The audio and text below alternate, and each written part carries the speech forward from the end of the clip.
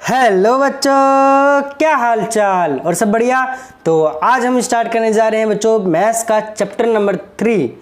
हमने चैप्टर इसका पार्ट 1 बना दिया था, इंट्रोडक्शन पार्ट 1, और उसके बाद से 3-4 दिनों से वीडियो अपलोड नहीं हो रही थी। उसका कारण ये है कि बच्चों मेरी तबीयत बहुत ही ख़राब हो गई थी, इसी वजह से वीडियो डालना थोड़ा मुश्किल हो गया था। तो फाइनली मेरी तबीयत अब ठीक हो चुकी है, अब डेली वीडियो आएगी। तो आज इस वीडियो में हम समझेंगे, पिछली वीडियो में हमने समझा था 3 पॉइंट्स पढ़ लिए थे, आज हम समझेंगे 4th point, 5th point and 6th point को कवर करेंगे और फिर इस वीडियो को एंड करेंगे।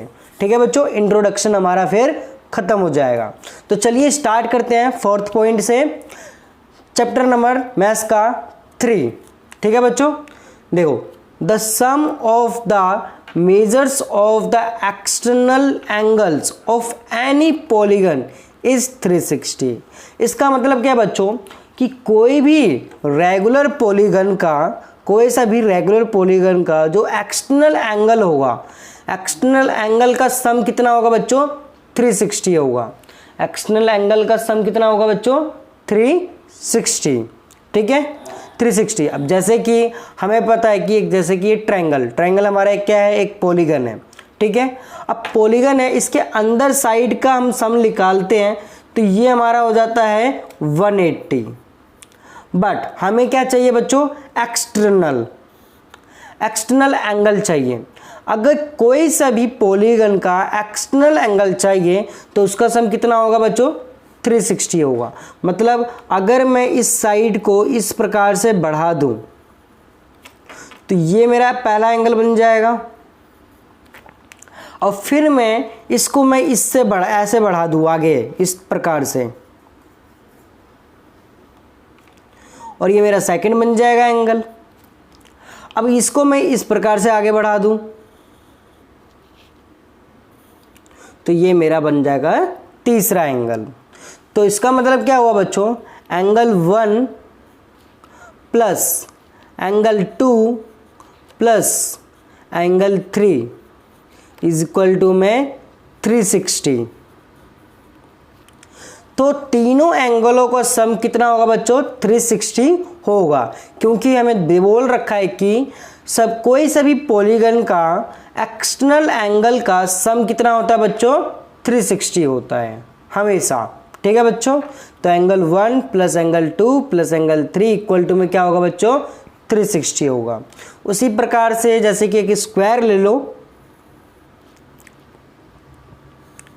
एक छोटा सा स्क्वायर बना देते हैं। अब इसके सारे एंगल्स कैसे होंगे बच्चों? इक्वल, और इसके सारे साइड्स क्या होंगे? इक्वल। तो इसका एक्सटर्नल एंगल जो बनेगा हमारा, एक्सटर्नल जो एंगल बनेगा इसका, या किस प्रकार से भी कर लो, किसी भी प्रकार से कर सकते हो, उस साइड इस साइड। तो इसका जो एक्सटर्नल एंगल बनेगा तो angle 1 plus angle 2 plus angle 3 plus angle 4 is equal to में 360। ठीक है बच्चों, जब जितनी भी साइड हो या जितना भी एंगल हो, ठीक है, जितनी ही साइड हो या जितना एंगल हो, अगर उन सबको प्लस करके, एंगलों को सबको प्लस करके हमेशा क्या बनेगा? एक्सटर्नल एंगल का 360 बनेगा। ठीक है बच्चों, 360 बनेगा।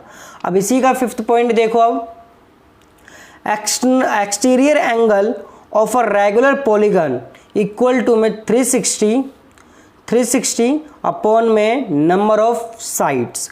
अब किसी भी एक्सटर्नल एंगल का हमें क्या चाहिए बच्चों? एंगल चाहिए, मतलब उसका एंगल कितना होगा। मतलब मान के चलो कि एंगल 1 कितना होगा, हमें ये निकालना है। एंगल 1 यहाँ पर कितना होगा हमें वो निकालना है। तो कैसे निकालेंगे? 360 हमें पता है टोटल सम्स होता है। नंबर ऑफ साइड्स कितने हैं? 1 2 3। कितने हैं? 3 साइड तो है, तो यहाँ पर 3 से इसको डिवाइड कर देने का। यहाँ पर 360 अपॉन 3, तो यहाँ पर कितना आ जाएगा बच्चों? 120। कितना आ जाएगा? 120 आ जाएगा। तो 120 हर एक एंगल का क्या बनेगा बच्चों? ये बनेगा हमारा 120। 120 एंड 120 और सबको प्लस कर दिया तो क्या बन जाएगा बच्चों 360। तो हमें फोर्थ पॉइंट में हमें यही दे रखा था कि सभी एक्सटर्नल एंगल का सम कितना होगा 360 होगा। उसी प्रकार से ये पांचवा भी पॉइंट हमारा यही दे रखा है, अगर कोई भी एंगल निकालना हो तो हमें इस फॉर्मूले से हम निकाल सकते हैं 360 अपॉन में नंबर ऑफ साइड्स के अकॉर्डिंग। ठीक है बच्चों, उसी प्रकार से, और ये इर्रेगुलर पॉलीगन नहीं, रेगुलर पॉलीगन में ही अप्लाई होगा सिर्फ। ठीक है बच्चों, क्योंकि इर्रेगुलर में क्या होता है, एंगल भी अनइक्वल होते हैं और साइड्स भी अनइक्वल होता है। इसी वजह से नंबर ऑफ साइड्स अगर हमें गिवन है और रेगुलर पॉलीगन है तो उसका हमें एंगल निकालना है। तो कैसे निकालेंगे, 360 अपॉन में एक्सटीरियर एंगल, अपॉन में एक्सटीरियर एंगल, मतलब 360 हमें तो पहले से ही दे रखा है इसमें भी और इसमें भी। एक्सटीरियर एंगल कितने का है और उससे हमें क्या निकल जाएगा, नंबर ऑफ साइड्स हमारे निकल जाएंगे बच्चों। ठीक है, तो ये जो दो क्वेश्चन, दो इंपॉर्टेंट फॉर्मूले हैं पे इस चैप्टर में, ये दो इंपॉर्टेंट बहुत ज़रूरी है और ये पेपर में भी ज़रूर आएगा बच्चों। ठीक है, तो आगे समझते हैं। अगला हमारा है टाइप्स ऑफ क्वाड्रिलेटरल। क्वाड्रिलेटरल किसे कहते हैं बच्चों, जिसकी 4 साइडें होती हैं उसको हम क्या कहते हैं, क्वाड्रिलेटरल्स कहते हैं। ठीक है बच्चों, इसमें ट्रायंगल नहीं होता क्योंकि ट्रायंगल के 3 साइडें होती हैं, इसलिए उसको क्वाड्रिलेटरल नहीं कहा जाता। तो क्वाड्रिलेटरल हमारे कौन कौन से हैं, square, rectangle, parallelogram, rhombus, trapezium and kite. ठीक है बच्चों, थोड़ा सा इसका इंट्रो बता देते हैं कि स्क्वायर क्या है, रेक्टेंगल क्या है, पैरेललोग्राम क्या है, रोम्बस, ट्रेपेजियम एंड काइट क्या है। इसके बारे में सेपरेट एक वीडियो जरूर बनेगी। ठीक है बच्चों, 3.3 और 3.4 से पहले इसकी एक सेपरेट वीडियो बन के यूट्यूब पर अपलोड होगी। तो सबसे पहले स्क्वायर समझते हैं। स्क्वायर में क्या होता है बच्चों, इसकी जो चारों साइडें होती हैं वो क्या होता है बच्चों, इक्वल होता है और इसके एंगल्स भी क्या होते हैं बच्चों, इक्वल। ये हमारा हो गया स्क्वायर। रेक्टेंगल में क्या होता है,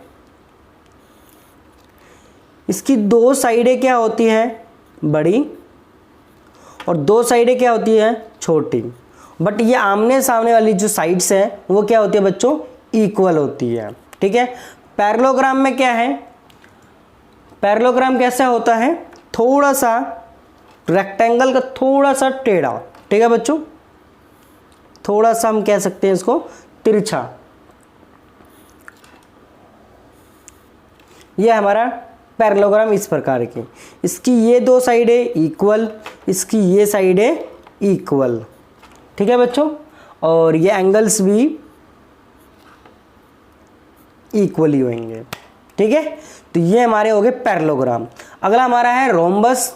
रोम्बस कैसा होता है, सेम काइट की तरह, बट इसकी चारों साइडें, मतलब जैसे पैरेललोग्राम की तरह ही है, इसकी चारों साइडें क्या होगी, इक्वल होंगे। ये साइड, ये साइड, ये साइड, इसके चारों साइडें क्या होंगी बच्चों, इक्वल। अगला हमारा है ट्रेपेजियम। ये इस प्रकार से बनेगा। अब इसमें क्या होगा कि आमने सामने वाली साइड्स क्या होंगी बच्चों, इक्वल होगा। इसीलिए इसका फॉर्मूला जो होता है एरिया का, एरिया ऑफ ट्रेपेजियम का, सम ऑफ ऑल पैरेलल साइड, मतलब ये वाली जो साइडें हैं इसके इक्वल होंगी बट ये अनइक्वल होएगा। ठीक है बच्चों, तो इसे हम कहेंगे sum of parallel side. Parallel sides क्या होंगे इसके बच्चों, इक्वल होंगे। ठीक है, काइट में देखो, काइट भी रोम्बस की तरह है, बट इसमें ऊपर वाली की जो साइडें है वो छोटी होती है और नीचे की साइडें क्या होती है बच्चों, बड़ी होती है, इस प्रकार से। ठीक है, इस प्रकार से ये हमारा काइट बन गया। तो टाइप्स ऑफ क्वाड्रिलेटरल में हमने square, rectangle, parallelogram, rhombus, trapezium और काइट के बारे में हमने समझा। तो आज की वीडियो के लिए बस इतना ही। इंट्रोडक्शन हमारा यहीं पर ख़त्म होता है। हम अगले वीडियो में एक्सरसाइज 3.1 को कंप्लीट करवाएंगे। तो आई होप आपको ये इंट्रोडक्शन जो पार्ट बनाया, वीडियो बनाया, वो आपको अच्छे से समझ में आ गया होगा। ठीक है बच्चों, आपको अच्छे से समझ में आ गया है तो ज़रूर चैनल को सब्सक्राइब करके बेल आइकन दबाना ना भूलना और अपने दोस्तों को भी ज़रूर शेयर कर देना, क्योंकि नज़दीक ही है, पेपर आने वाले हैं और आप बड़ी मेहनत से तैयारी करो, अच्छे नंबर लेके आना बच्चों। ठीक है, तो मिलते हैं अगली वीडियो में। आज की वीडियो के लिए बस इतना ही, धन्यवाद।